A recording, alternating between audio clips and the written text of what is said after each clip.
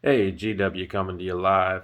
Hey, just want to touch on one thing, and this happened a little while before the Super Mario Brothers movie came out. And I know that everyone said it's cute and it's animated and all this, and a lot of kids like it. A lot of kids, have grown up on Mario and Luigi, the Princess, Toad, King Koopa, or yeah, King Koopa, Dragon Koopa, whatever you want to call them.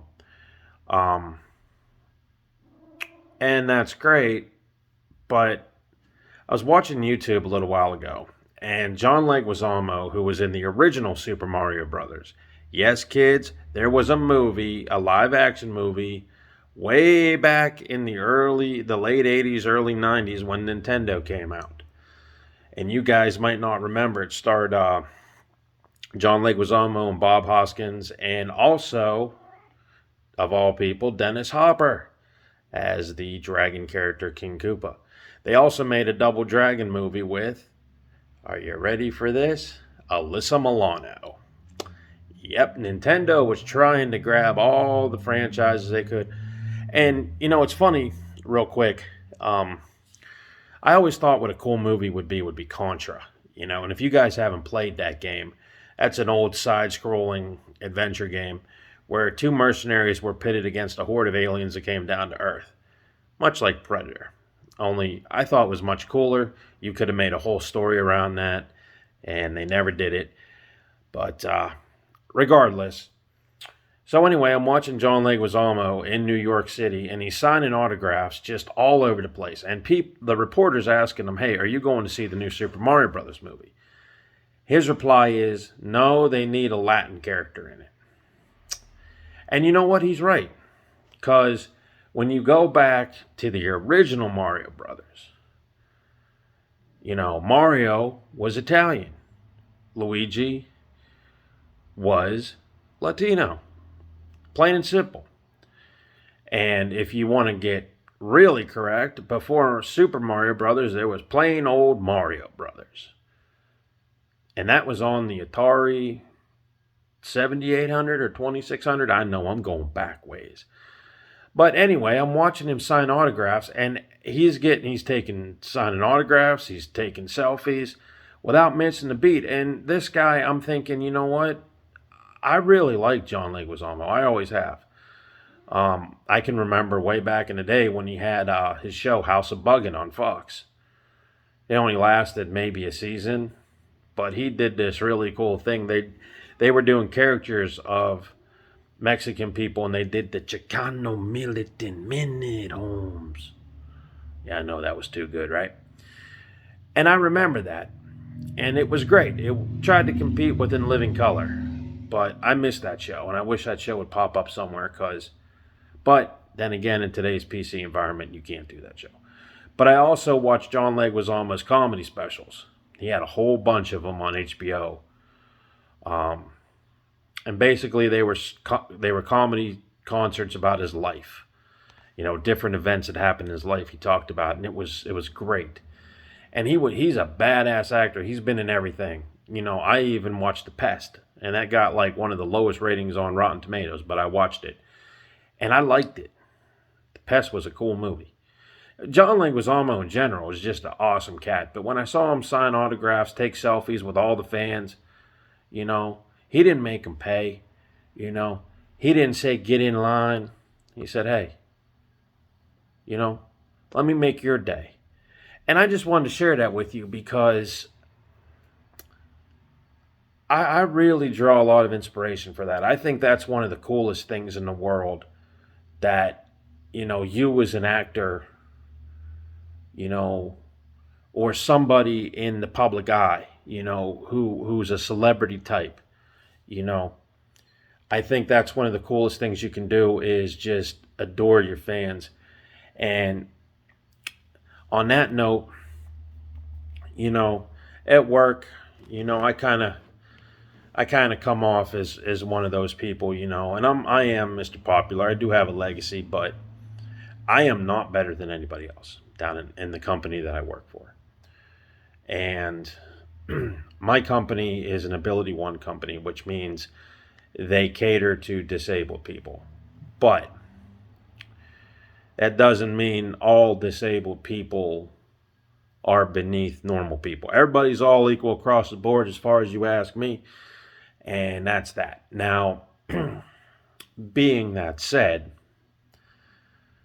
I have been known to autograph a few things, and act like a star, but everybody, it's all an inside thing. People appreciate what I do, and I say, hey, you want an autograph? And it started out as a joke, and next thing I know, I'm autographing, people in the FBI. I'm autographing their blackboard and everything, and permanent marker. And I'm like, holy crap, this is awesome.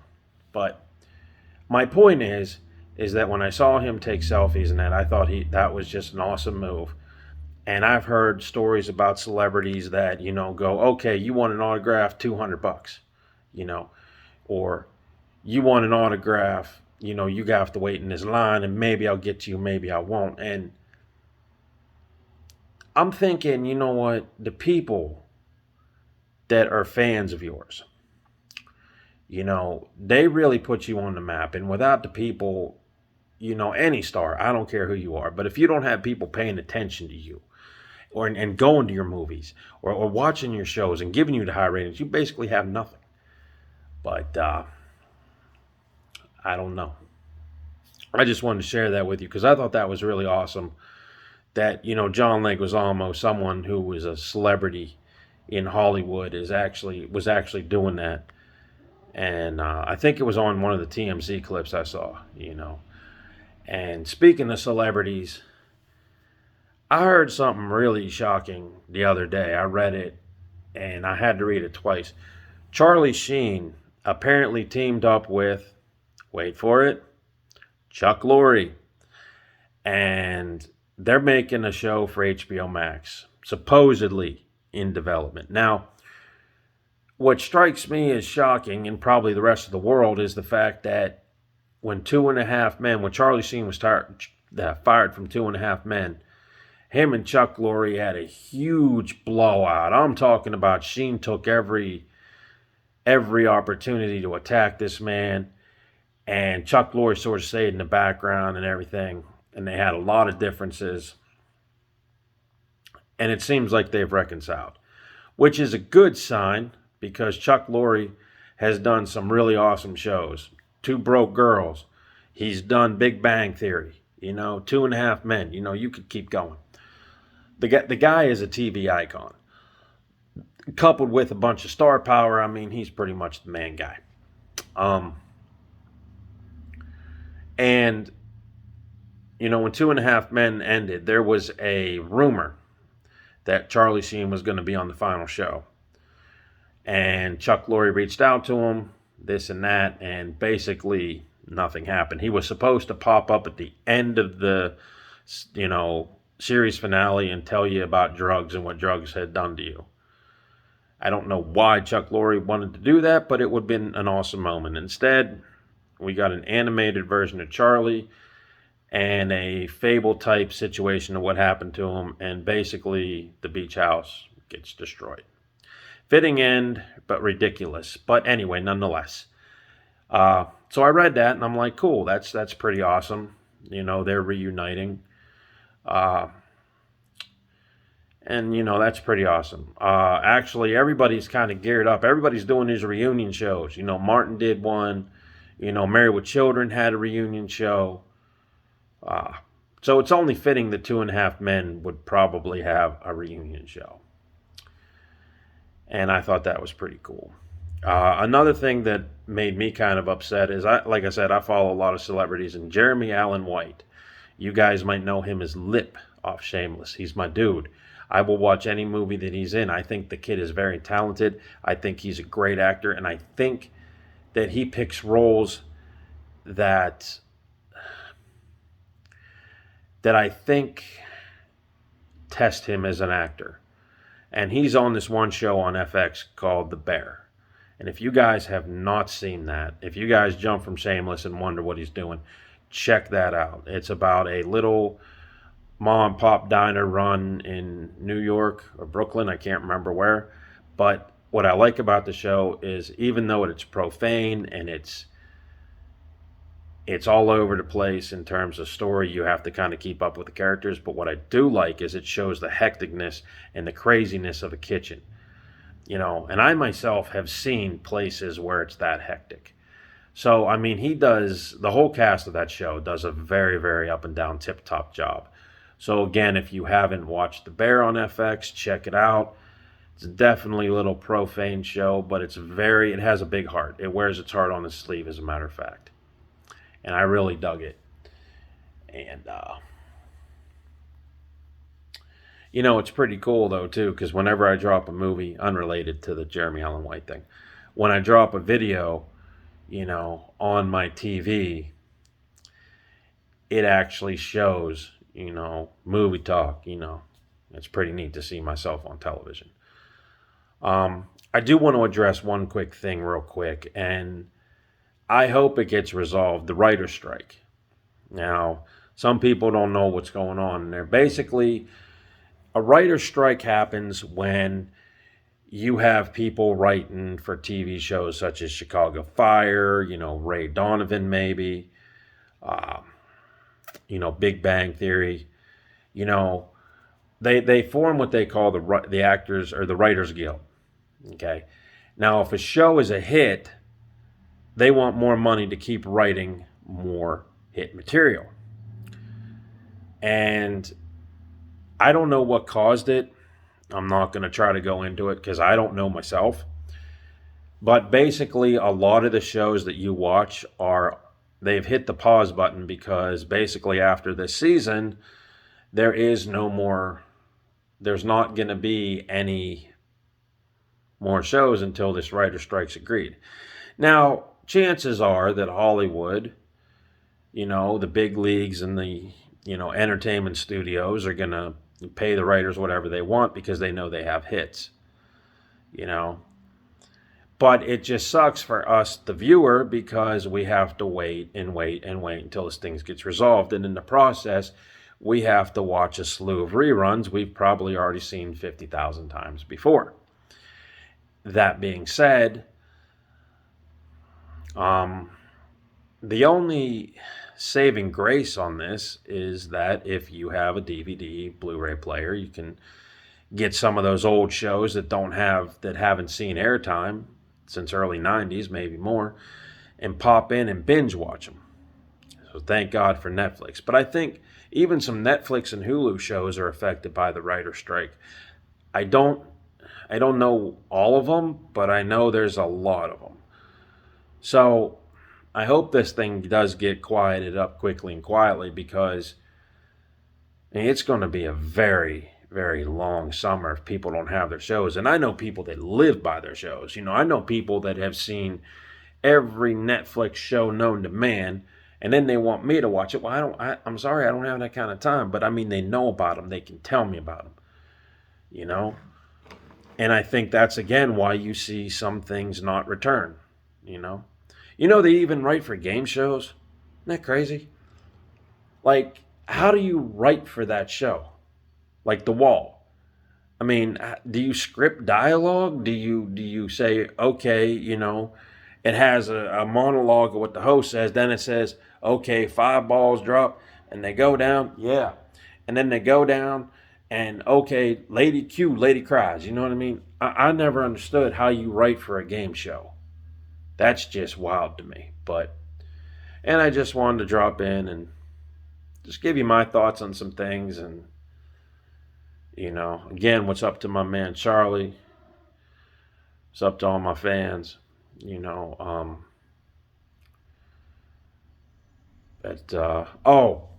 more thing.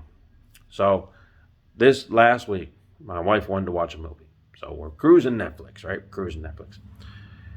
And her one friend was an extra in a movie called A Man Called Otto. It stars Tom Hanks. And it is a very, very, very, and believe me when I tell you this, very sad movie, okay? Now, Tom Hanks plays a man who has lost his wife and is he doesn't want to live anymore.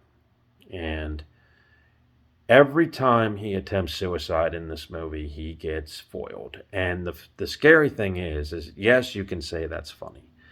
Yes, you can look at it and say that's a very black comedy. But I know people that when they lose their wife, they feel like they have no purpose. That hit home for me. New neighbors move into the apartment complex that he's in, and he kind of takes them under his wing a little bit and, does things for them. So he has somewhat of a purpose. But the whole movie, the nature of the movie is just sadness. And Tom Hanks, God love him, has to be one of the best actors of our generation. I mean, he's done so many hits, Big, The Money Pit, Philadelphia, Forrest Gump. I mean, the guy is an icon, but he brings a believability to these characters that make you wrench up and tears come out of your eyes because you believe him. He is that good. He can say anything and you would believe, you could feel the expression come out of his words. And so we watched this, A Man Called Otto, and it was done beautifully. I mean, story wise, camera work, the whole 9 yards. My wife was literally crying at the midway point, and she kept crying toward the end. Now, this is a 2-hour movie. And the end is very tragic. In fact, the whole story is very tragic. But the one thing is that when you watch it, the one thing that you feel is no matter how bad your life is, there's always a reason to live. And when the movie was over, I gave my wife a hug and she hugged me, and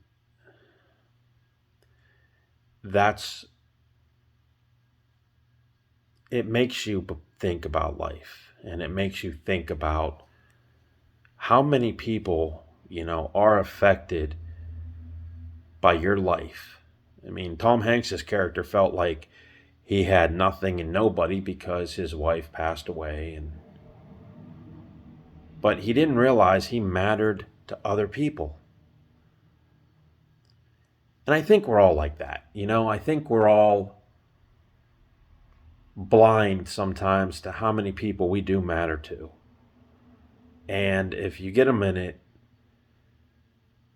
it's a movie that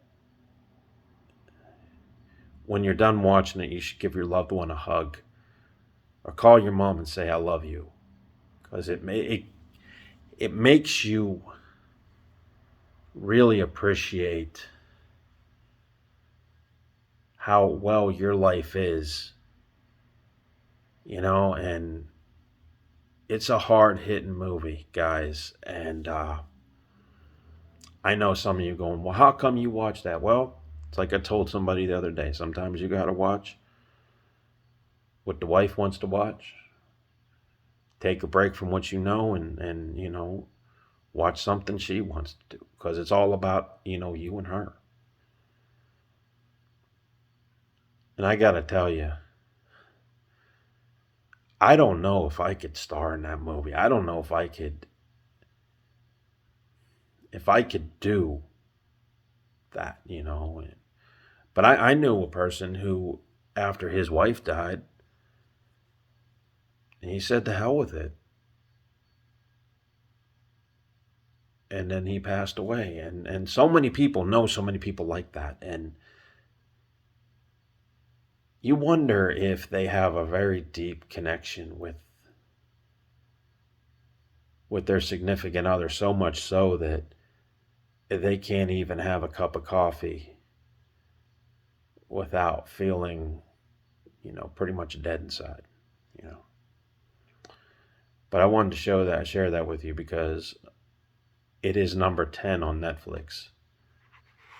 And it is a very good movie, but it's very sad and it's very tragic. And I do recommend it because just Tom Hanks, he should win an Oscar for that. So, but anyway, I'm gonna get up out of here. I'm gonna let you guys enjoy your night. I just wanted to talk a little bit about that stuff. Tell you, hey, what's up? Go out there and cut some grass or something, all right?